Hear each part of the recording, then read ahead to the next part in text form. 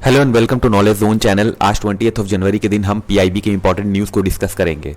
अगर आपको मेरा लेक्चर पसंद आता है तो चैनल को लाइक करें, सब्सक्राइब करें, शेयर करें। लेक्चर की पीडीएफ मैंने डिस्क्रिप्शन में डाल दी, आप वहां से पीडीएफ डाउनलोड कर सकते हैं। चलिए डिस्कशन स्टार्ट करते हैं। पहली न्यूज़ है प्रधानमंत्री आवास योजना ग्रामीण के बारे में। देखिए यहाँ पर हमारे देश के प्रधानमंत्री जी ने फाइनेंशियल असिस्टेंस देने की बात कही है। 2691 करोड़ रुपीस की 6.1 लाख बेनिफिशियरी जो कि उत्तर प्रदेश के अंदर हैं, वहां पर प्रधानमंत्री आवास योजना ग्रामीण के अंतर्गत ये फाइनेंशियल असिस्टेंस दी जाएगी। तो ये जो घोषणा है वो वीडियो कॉन्फ्रेंसिंग के थ्रू की गई है। तो यहां पर जो असिस्टेंस होगा वो उसमें जो फाइनेंशियल असिस्टेंस दी जा रही है वो 2 इंस्टॉलमेंट में दी जाएगी। जहां पर जो पहली इंस्टॉलमेंट है वो होगी 5.3 लाख बेनिफिशियरीज को दी जाएगी, और जो सेकंड इंस्टॉलमेंट है वो 80,000 बेनिफिशियरी को दी जाएगी, जो कि पहले ही ये जो फर्स्ट इंस्टॉलमेंट है उसकी असिस्टेंस जो है वो अवेल कर चुके हैं। वो इंस्टॉलमेंट अगर अवेल कर चुके हैं तो उनको यहां पर सेकंड इंस्टॉलमेंट जो है वो दी जाएगी। अब जान लेते हैं प्रधानमंत्री आवास योजना ग्रामीण के बारे में। देखिए प्रधानमंत्री आवास योजना ग्रामीण को लॉन्च किया गया था 20 नवंबर 2016 में।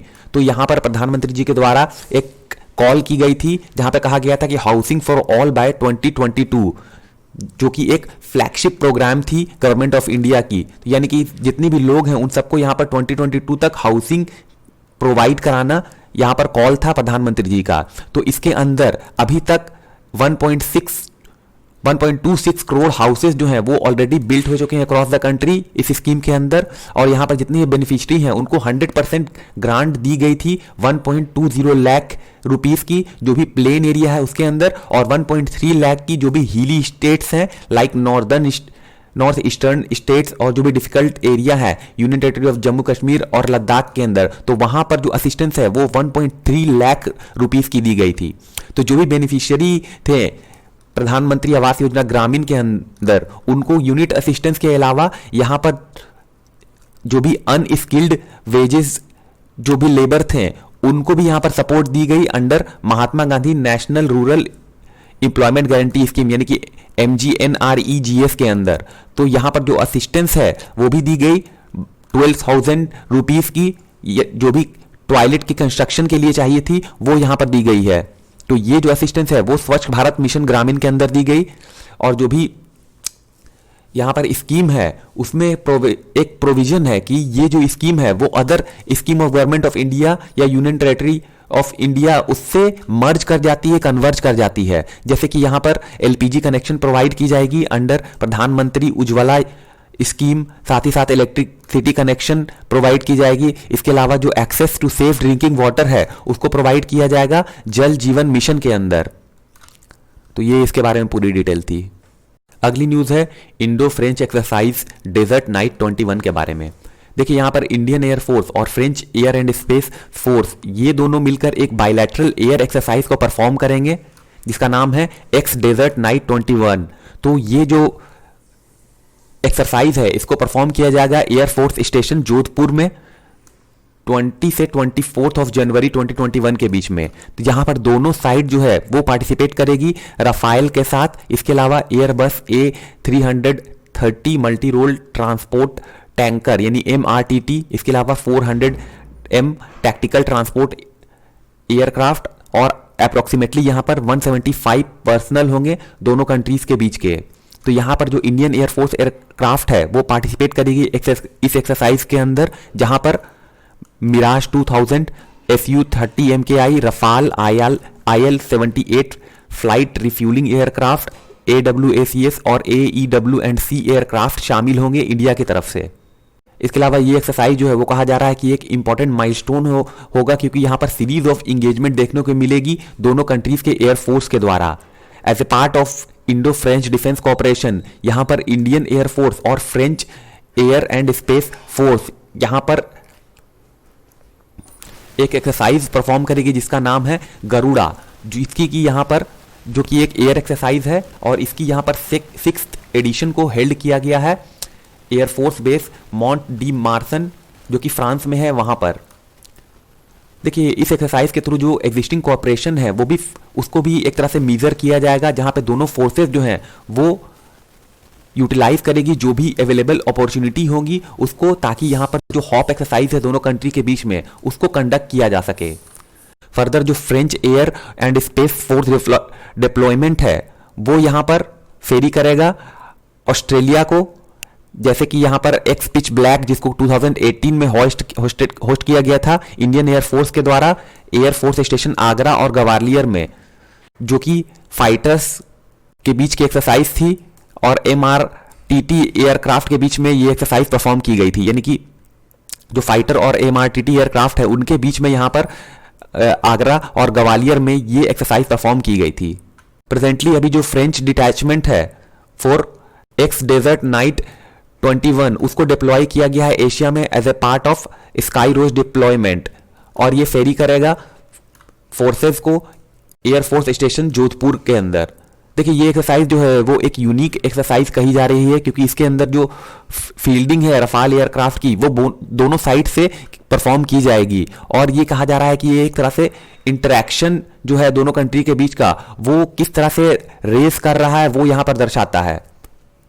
अगली न्यूज़ है इंडिया इनोवेशन इंडेक्स 2020 के बारे में। देखिए नीति आयोग जो है उन्होंने यहाँ पर सेकेंड एडिशन रिलीज की है इंडिया इनोवेशन इंडेक्स 2020 की। तो ये जो रिलीज है वो एक वर्चुअल इवेंट के थ्रू की गई 28 जनवरी के दिन।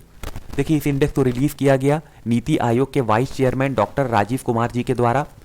तो ये जो रिलीज थी सेकेंड एडिशन की इस इंडेक्स की उसको पहली बार लॉन्च किया गया था अक्टूबर 2019 में, और इसका मकसद था कि यहाँ पर जो गवर्नमेंट की कंटिन्यूड कमिटमेंट है उसको डेमोन्स्ट्रेट किया जाए, क्योंकि जो कमिटमेंट है गवर्नमेंट की वो है कि किस तरह से जो कंट्री है उसको ट्रांसफॉर्म किया जाए इनोवेशन ड्रिवन इकोनॉमी के तौर पर। तो ये इसको एक तरह से दर्शाता है गवर्नमेंट की कमिटमेंट को।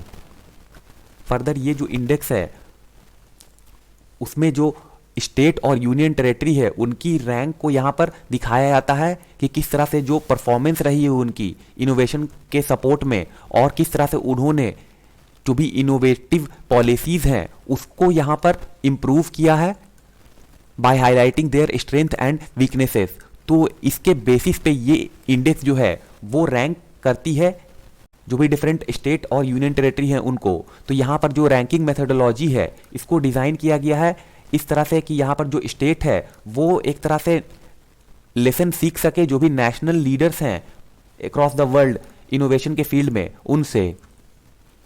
तो कहा जाता है इससे एक हेल्दी कंपटीशन भी या क्रिएट होगा स्टेट और जो डिफरेंट यूनियन टेरेटरीज हैं उनके बीच में, और ये एक तरह से कॉम्पिटिटिव फेडरलिज्म को फॉस्टर करता है। देखिए ये लाइन आप यूज़ कर सकते हैं अगर आप आंसर राइटिंग करते हैं तो।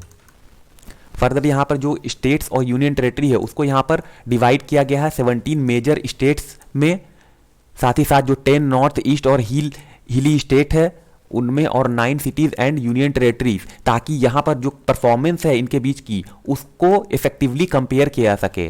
साथ ही साथ जो स्टेट और यूनियन टेरेटरी है उसको रैंक किया गया है 2 ब्रॉड कैटेगरीज के अंदर।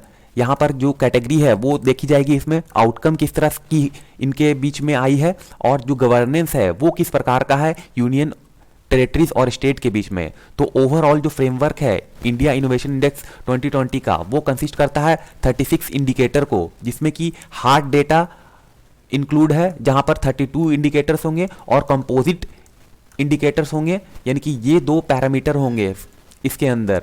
तो इन दोनों को मिलाकर टोटल 32 इंडिकेटर हार्ड डेटा में और 4 इंडिकेटर जो होंगे वो कंपोजिट इंडिकेटर के तौर पे होंगे।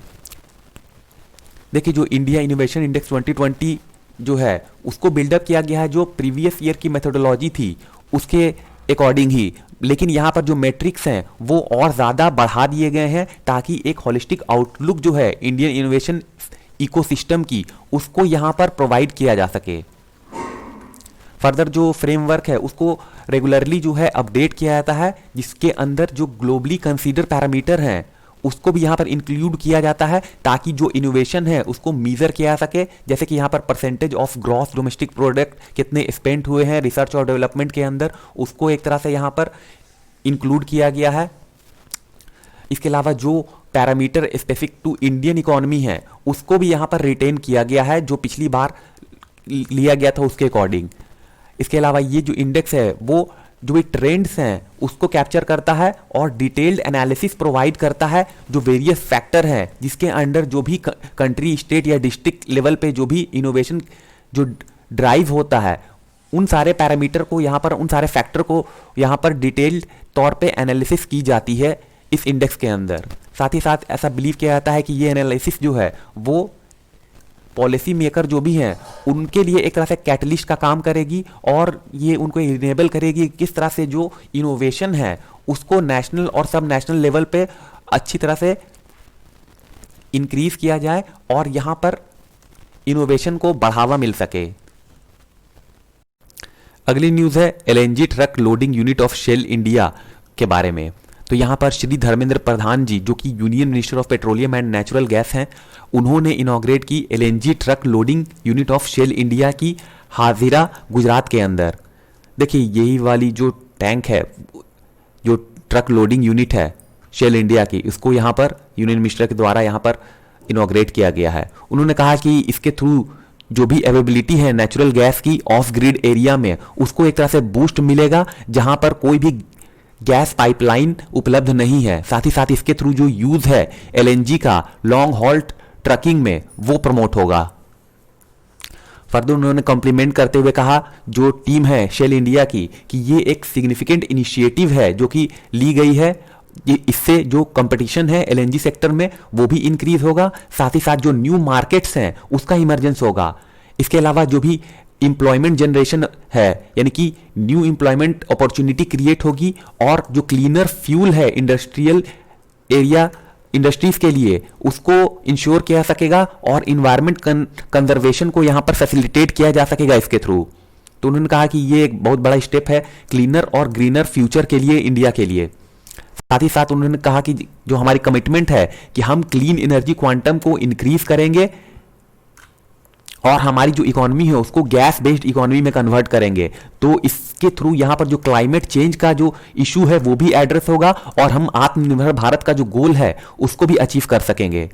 तो उन्होंने कहा कि जो शेल इंडिया है वो कंटिन्यूसली सपोर्ट कर रही है इंडिया के जो भी इन्वायरमेंटल और जो क्लीन एनर्जी ट्रांजिशन गोल की जो एम है उसको थ्रस्ट दे रही है और यहाँ पर जो नेसेसरी इंफ्रास्ट्रक्चर है उसको क्रिएट किया जा रहा है ताकि जो एलएनजी है उसको as a transport fuel promote किया जा सके। अगली न्यूज़ है 69th plenary session of North Eastern Council के बारे में। देखिए इस नॉर्थ ईस्टर्न काउंसिल की जो 69th प्लेनरी सेशन है उसको हेल्ड किया जाएगा शिलोंग मेघालय के अंदर 23 और 24 जनवरी 2021 के बीच में। तो यहाँ पर ये जो सेशन है उसको हेल्ड किया जाएगा under the chairmanship of union home minister Amit Shah ji के प्रेजेंस में। तो ये मीटिंग जो होगी उसको अटेंड किया जाएगा ministry of states, ministry of development of North eastern region, vice chairman doctor Jitendra Singh, इसके अलावा जो डिफरेंट मेंबर्स हैं या सीनियर ऑफिशियल्स होंगे स्टेट के, उनके द्वारा। तो यहाँ पर जो मिनिस्टर ऑफ स्टेट्स हैं डॉक्टर जितेंद्र सिंह जी, उन्होंने एक मीटिंग हेल्ड की जो भी सीनियर ऑफिसर्स थे उनके साथ मिलकर, ताकि जो प्रिपेयर्डनेस है और जो मॉडलिटीज है 69th plenary session of NEC उसको यहां पर रिव्यू किया जा सके। तो इसके लिए उन्होंने यहां पर एक मीटिंग हेल्ड की थी। देखिए ये जो सेशन होगा वो 2 दिन का होगा, जैसा कि मैंने पहले भी मेंशन किया है। यहां पर 23 और 24 जनवरी के दिन इस मीटिंग को हेल्ड किया जाएगा। तो इस 2 दिन के सेशन में यहां पर देखा जाएगा कि जो प्रेजेंटेशन है मिनिस्ट्री ऑफ DONER और NEC, यानी कि ministry of development of North eastern region और नॉर्थ ईस्टर्न काउंसिल, तो उनके बीच में यहां ये प्रेजेंटेशन होगी। तो यहां पर जो भी स्टेट गवर्नमेंट है एज वेल एज जो भी सिलेक्टेड सेंट्रल मिनिस्ट्री है, वेरियस डेवलपमेंट इनिशिएटिव और जो फ्यूचर प्लान्स है नॉर्थ ईस्टर्न रीजन के लिए, उसको यहां पर डिस्कस किया जाएगा इस 2 डे सेशन के अंदर। देखिए ऐसा एक्सपेक्ट किया जा रहा है कि ये जो प्लेनरी है वो एक तरह से जो प्रोग्रेस है ऑनगोइंग प्रोजेक्ट की नॉर्थ ईस्टर्न रीजन के अंदर, उसको जो फर्दर जो कंफर्मेशन है उसको यहां पर एक तरह से प्रोसीड किया जाएगा इस 68th प्लेनरी मीटिंग के अंदर। तो यहां पर नॉर्थ ईस्टर्न रीजन के अंदर यहां पर जो भी प्रोग्रेस है ऑनगोइंग प्रोजेक्ट की, उसको एक तरह से यहां पर प्रोसीड किया जाएगा इस सेशन के अंदर।